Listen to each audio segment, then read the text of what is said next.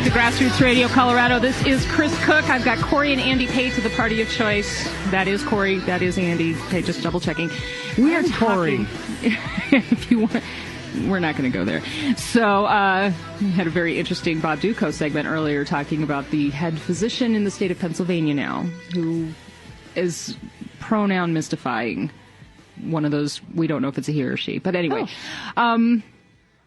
that is really, really off the subject. We are talking about Greeks and Jews. We are talking about how do we reach out to a populace that has been educated, entertained, and informed completely by the liberal progressive machine. How do we speak their language? Because they don't even speak conservatism. They have no idea what we're talking about when we start, as you were saying, when we start spouting stuff about the Constitution and, Article 5 and this fact and this, ratio and this trend and these, charts and stuff. They have no idea what we're talking about. Yeah, but remember now, I'm not saying don't say those. I want to lead them to those. Right. But can't lead with those. All right. Yeah, folks, we have to remember we are in enemy territory here.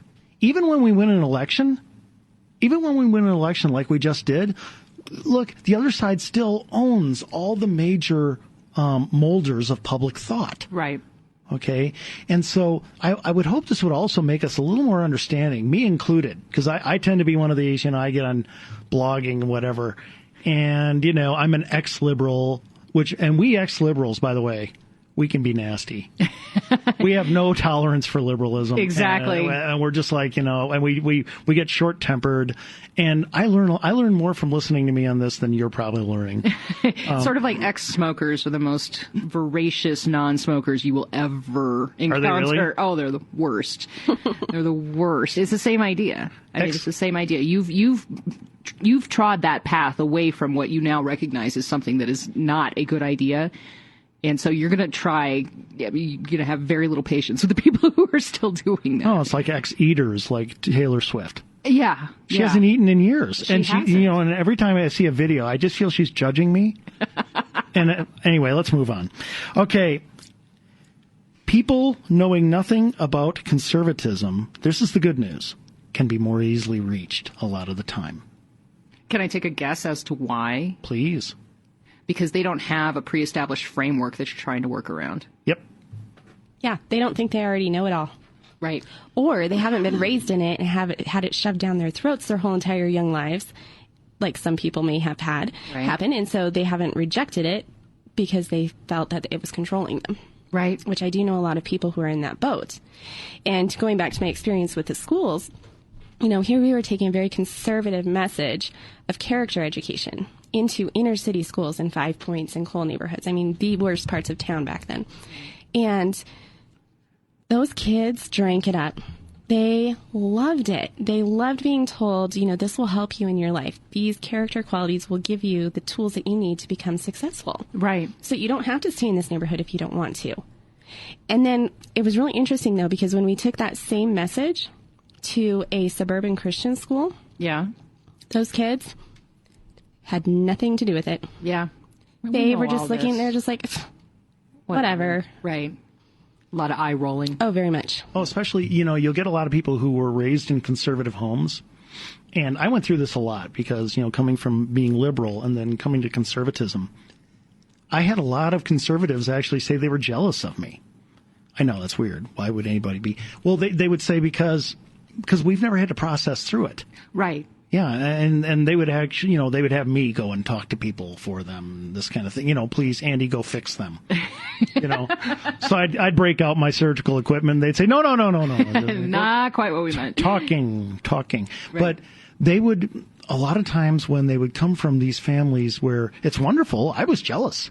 My gosh, to be raised in a conservative family, I think it'd be the greatest thing in the world.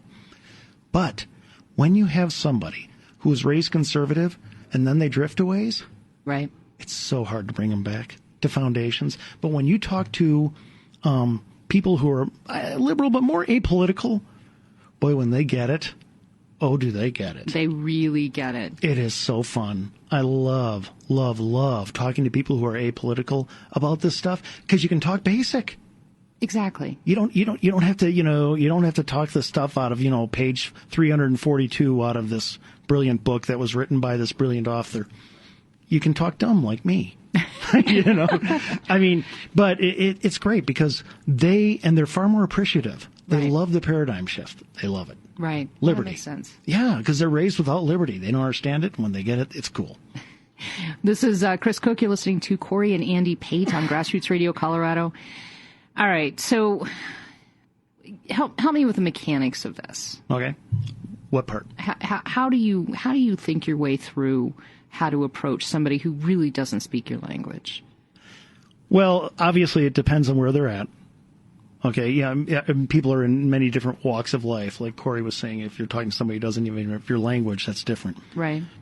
Something I'll say a lot is I'll talk about your allowance. Okay.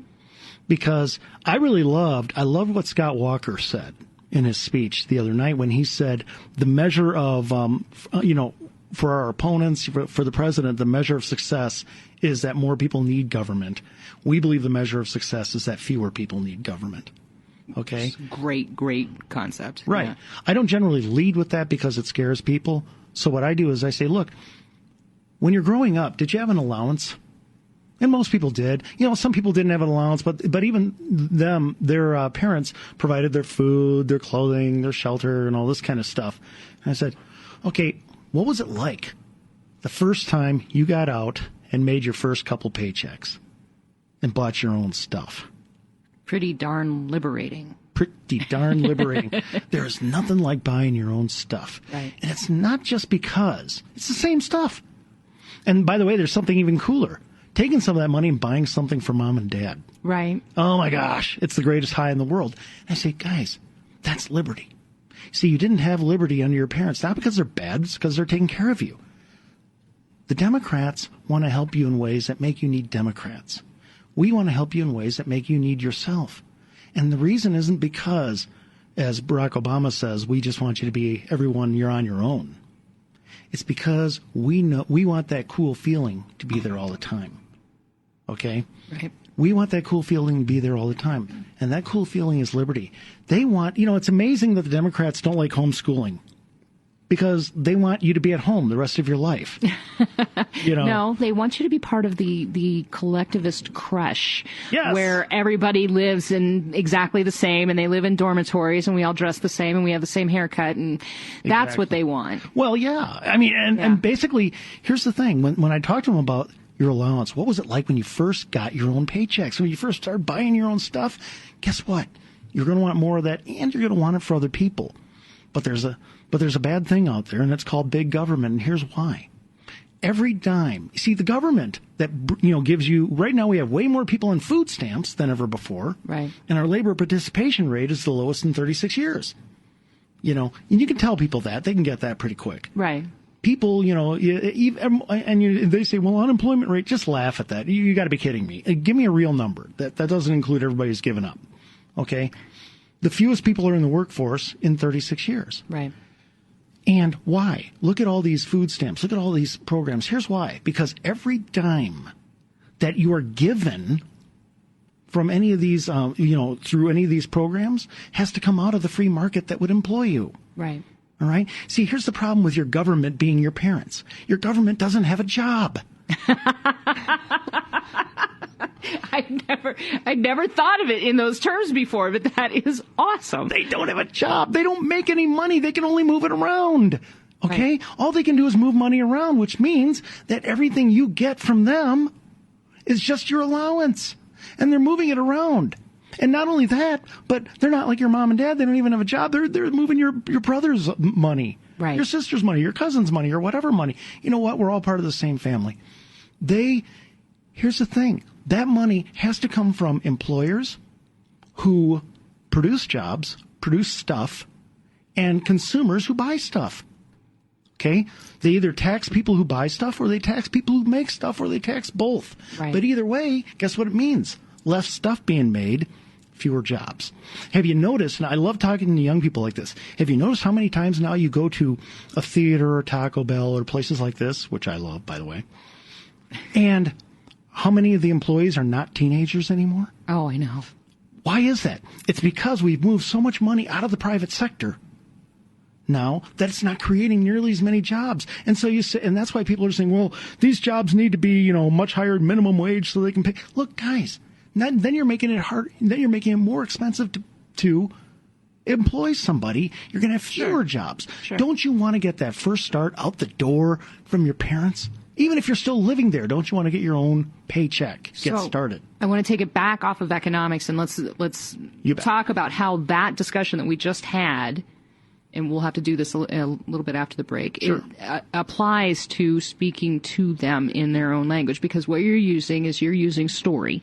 You're using examples from their childhood. You're using stuff that they can relate to because they've got personal experience with it. Mm-hmm. Is that what the thought process is behind all this? Absolutely. Okay. I'm getting this. Yay! You guys have been training me for a while now. She can be taught. I can be taught. So this is Kris Cook on Grassroots Radio Colorado. We are talking to Cori and Andy Pate of the Party of Choice. Real quick before we go, before we go to break, where can people find you guys? We are on our website, which is thepartyofchoice.com, thepartyofchoice.com, and then we're also on Facebook, Google+, YouTube, and Twitter. All over the place. All over. The social media maven. A little bit of everything. So this is Grassroots Radio Colorado on KLZ 560. We'll be right back. 560. We'll be right back.